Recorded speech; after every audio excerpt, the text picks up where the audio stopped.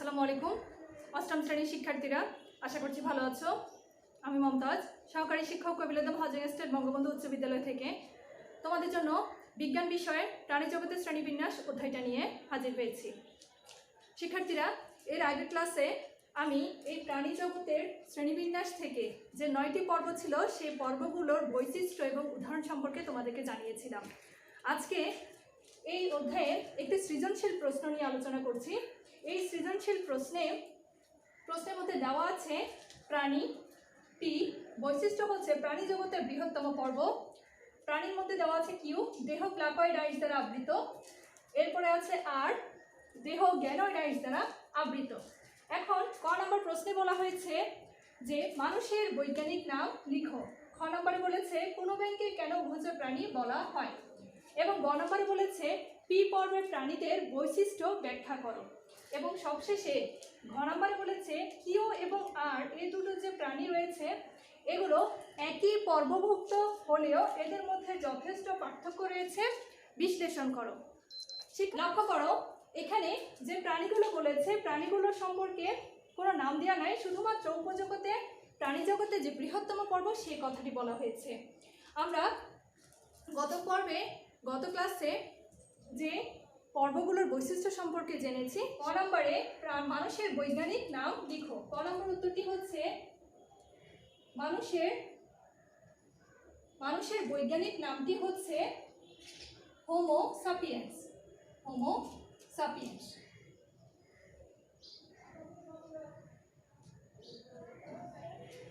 যেহেতু বৈজ্ঞানিক নামটি ল্যাটিন ভাষায় লেখা হয়, তাই মানুষের বৈজ্ঞানিক নামটি হচ্ছে homo sapiens. HOMO homo, SAPIENS homo sapiens. এটা হচ্ছে মানুষের বৈজ্ঞানিক নাম। এরপরে খ নম্বর বলেছে পূর্ণব্যাংকে কেন উভচর প্রাণী বলা হয়। পূর্ণব্যাংকে উভচর প্রাণী বলার কারণ হচ্ছে এই যে পূর্ণব্যাংক, এটি জীবনের প্রথম অবস্থায় অর্থাৎ ব্যাঙ্গাচী অবস্থায় এরা পানিতে বাস করে এবং মাছের মতো বিশেষ ফুলকার সাহায্যে এরা শ্বাসকার্য চালায়। আবার যখন এই পূর্ণব্যাংকটি পরিণত বয়সে আসে তখন এরা ডাঙ্গায় বাস করে এবং ফুসফুসের সাহায্যে এদের শ্বাসকার্য চালায়। এই বৈশিষ্ট্যগুলো হচ্ছে উভচর প্রাণীর সাথে এই বৈশিষ্ট্যগুলো মিলে যায় বলে পূর্ণব্যাংকে উভচর প্রাণী বলা হয়। আরেকবার বলছে শিক্ষার্থীরা, পূর্ণব্যাংকে উভচর প্রাণী বলার কারণটা হচ্ছে পূর্ণব্যাংক তার জীবনের প্রথম অবস্থায় অর্থাৎ ব্যাঙ্গাচী অবস্থায় এরা পানিতে বাস করে এবং মাছের মতো বিশেষ ফুলকার সাহায্যে শ্বাসকার্য চালায়। আবার যখন পূর্ণব্যাংক পরিণত বয়সে আসে তখন এরা ডাঙ্গায় বাস করে এবং ফুসফুসের সাহায্যে এদের শ্বাসকার্য চালায়। এই বৈশিষ্ট্যগুলো হচ্ছে একটা উভচর প্রাণীর বৈশিষ্ট্য। তাই এই উভচর প্রাণীর সাথে মিল থাকার কারণে পূর্ণব্যাংককে উভচর প্রাণী বলা হয়। এরপর আসো শিক্ষার্থীরা, গ নম্বরে পি পর্বের প্রাণীদের বৈশিষ্ট্য ব্যাখ্যা করো। পি পর্বে আমাকে যেই সংকেত দেওয়া আছে প্রশ্নে সেটা হচ্ছে প্রাণী জগতের বৃহত্তম পর্ব। প্রাণী জগতের সবচেয়ে বৃহত্তম এবং বড় পর্বটি হলো আর্থ্রোপোডা। আর্থ্রোপোডা।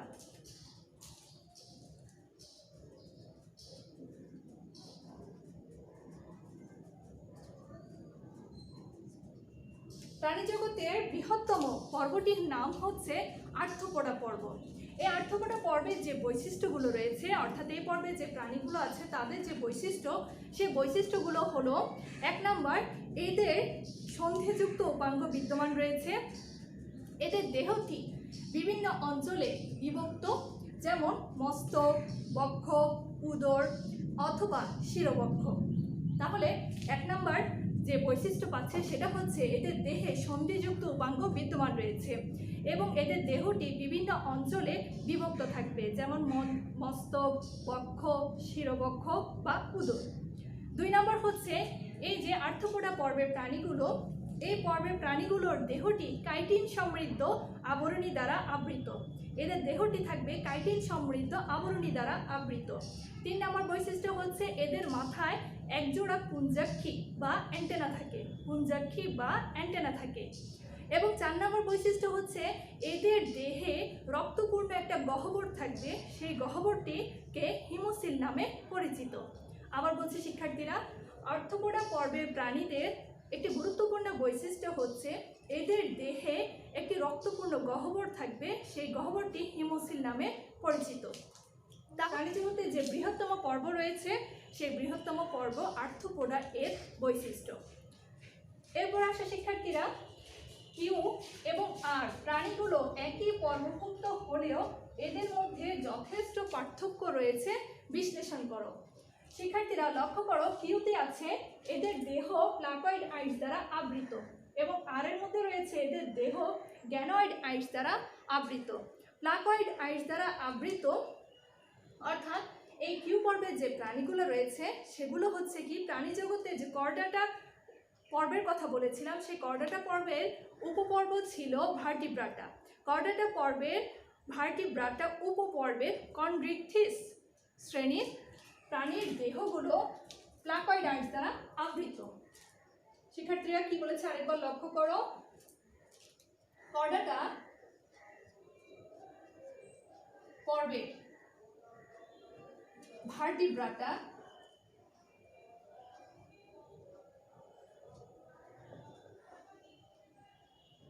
ভার্টিব্রাটা যে উপপর্ব আছে সেই ভার্টিব্রাটা উপপর্বের কন্ড্রিকথিস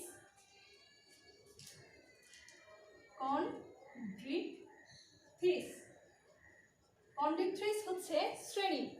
কর্ডাটা পর্বের ভার্টিব্রাটা উপপর্বের কন্ড্রিকথিস শ্রেণী। কন্ড্রিকথিস যে শ্রেণী রয়েছে সেই কন্ড্রিকথিস শ্রেণীর প্রাণীর দেহগুলো প্লাকয়েড আইস দ্বারা আবৃত থাকে। আর অস্টিকথিস এই কর্ডাটা পর্বের ভার্টিব্রাটা উপপর্বের অস্টিকথিস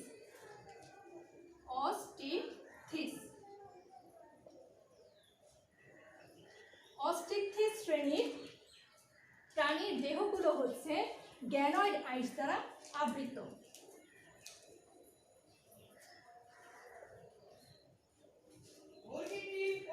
শিক্ষার্থীরা আরেকবার বলছি, লক্ষ্য করো, প্রাণী জগতের কর্ডাটা পর্বের ভার্টিব্রাটা উপপর্বের কন্ড্রিকথিস শ্রেণীর প্রাণীদের দেহ প্লাকয়েড আইস দ্বারা আবৃত থাকে।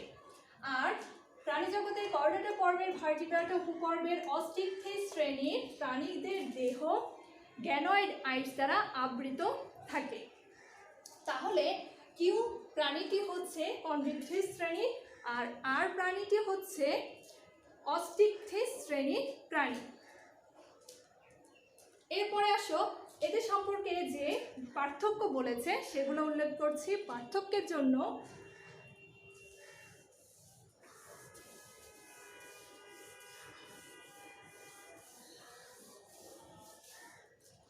প্রথমে যেটা আছে কিউ প্রাণীটি হচ্ছে কন্ড্রিকথিস। প্রথমটি হচ্ছে কন্ড্রিকথিস, এরপরে হচ্ছে অস্টিকথিস,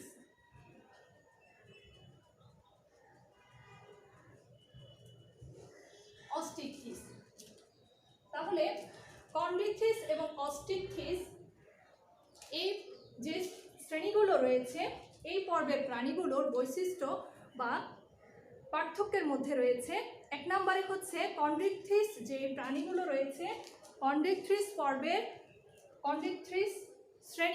কন্ড্রিকথিস শ্রেণীর প্রাণীগুলো, এদের সকল প্রাণীগুলো সমুদ্রে বসবাস করে। আর অস্টিকথিস শ্রেণীর প্রাণীগুলো অধিকাংশই স্বাদু পানিতে বাস করে। তাহলে এক নম্বর পার্থক্যটা পাচ্ছি, এদের সমুদ্রে বাস করে, সকল প্রাণী সমুদ্রে বাস করে। আর অস্টিকথিস শ্রেণীর যে প্রাণীগুলো আছে এদের বেশিরভাগই হচ্ছে কোথায় বাস করে, স্বাদু পানিতে বাস করে, স্বাদু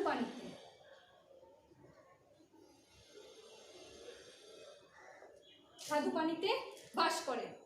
এরপরে দুই নম্বর যে পার্থক্য সেটা হচ্ছে কন্ড্রিকথিস শ্রেণীর প্রাণীর দেহটা প্লাকয়েড আইস দ্বারা আবৃত থাকে। আর অস্টিকথিস শ্রেণীর প্রাণীর দেহটি সাইক্লয়েড, গ্যানয়েড বা টিনয়েড আইস দ্বারা আবৃত থাকে। তাহলে এদের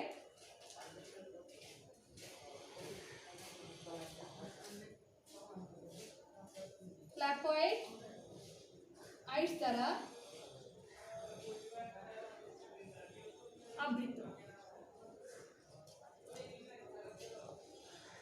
প্লাকয়েড আইস দ্বারা আবৃত থাকে। আর এদের দেহটা অস্টিকথিস শ্রেণীর যে প্রাণীগুলো আছে এদের দেহটি সাইক্লয়েড,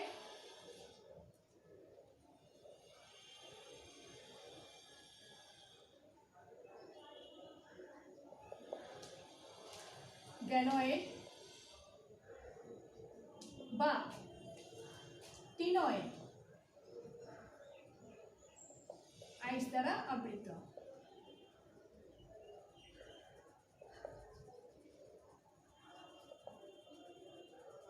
টিনয়েড আইস দ্বারা আবৃত। এই হলো আমাদের কন্ড্রিকথিসের এবং অস্টিকথিসের প্রাণীদের দ্বিতীয় বৈশিষ্ট্য। 3 নম্বর বৈশিষ্ট্যটি হচ্ছে কন্ড্রিকথিস শ্রেণীর যে প্রাণীগুলো রয়েছে এদের 5 থেকে 7 জোড়া ফুলকা ছিদ্র থাকে। অর্থাৎ কন্ড্রিকথিস শ্রেণীর প্রাণীগুলোর 5 থেকে 7 জোড়া ফুলকা ছিদ্র থাকে, ফুলকা রয়েছে। 5 থেকে 7 জোড়া ফুলকা ছিদ্র থাকে। আর অস্টিকথিস যে প্রাণীগুলো রয়েছে এই প্রাণীদের 4 জোড়া ফুলকা থাকে। 4 জোড়া ফুলকা থাকে।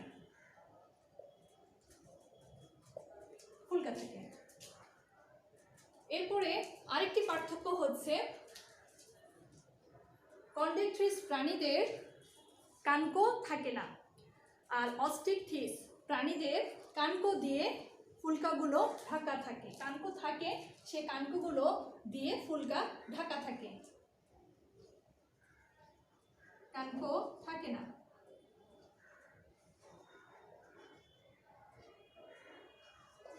কানকো থাকে,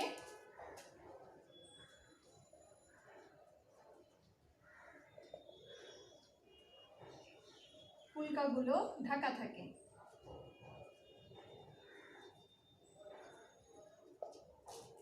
কানকো দিয়ে ফুলকাগুলো ঢাকা থাকে। এই যে কানকো দিয়ে ফুলকাগুলো ঢাকা থাকে, এই ফুলকার সাহায্যে এরা শ্বাসকার্য চালায়। ফুলকার সাহায্যে শ্বাসকার্য চালায়। তাহলে কন্ড্রিকথিস এবং অস্টিকথিস প্রাণীগুলোর মধ্যে যথেষ্ট পার্থক্য রয়েছে। প্রথমে দেখা যাচ্ছে যে কিউ হচ্ছে কন্ড্রিকথিস প্রাণী এবং অস্টিকথিস শ্রেণীর প্রাণীগুলো হচ্ছে আর। কারণ কিউতে অর্থাৎ কন্ড্রিকথিস শ্রেণীতে যে প্রাণীগুলো রয়েছে এরা সমুদ্রে বসবাস করে। এই পর্বের প্রাণীগুলোর মধ্যে রয়েছে করাত মাছ, লৈট্টা মাছ, রূপচাঁদা মাছ ইত্যাদি। আর অস্টিকথিস প্রাণীগুলো স্বাদু পানিতে বাস করে। এগুলো হচ্ছে মাগুর মাছ, ইলিশ মাছ, পাবদা মাছ, সিহর্স মাছ ইত্যাদি। তাহলে দ্বিতীয় বৈশিষ্ট্য হচ্ছে কন্ড্রিকথিসের এই পর্বের প্রাণীগুলোর, এই শ্রেণীর প্রাণীগুলো দেহ প্লাকয়েড আইস দ্বারা আবৃত। আর অস্টিকথিসের প্রাণীগুলো দেহ স্লিকয়েড, সাইক্লয়েড, গ্যানয়েড বা টিনয়েড আইস দ্বারা আবৃত থাকে। এরপরে কন্ড্রিকথিসের যে প্রাণীগুলো আছে সেই প্রাণীগুলো 5 থেকে 7 জোড়া ফুলকা ছিদ্র থাকে। আর অস্টিকথিস প্রাণীগুলোর 4 জোড়া ফুলকা থাকে। এরপরে কন্ড্রিকথিসের কানকো থাকে না, এই প্রাণীগুলোর কোনো কানকো থাকে না। কিন্তু অস্টিকথিস প্রাণীগুলোর কানকো থাকে এবং সেই কানকোগুলো দিয়ে ফুলকাগুলো ঢাকা থাকে। কানকো দিয়ে ফুলকাগুলো ঢাকা থেকে এই ফুলকার সাহায্যে অস্টিকথিস প্রাণীগুলো শ্বাসকার্য চালায়।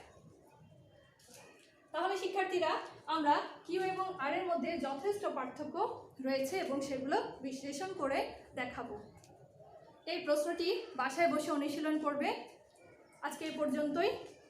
সবাই ভালো থেকো, সুস্থ থেকো। আল্লাহ হাফেজ।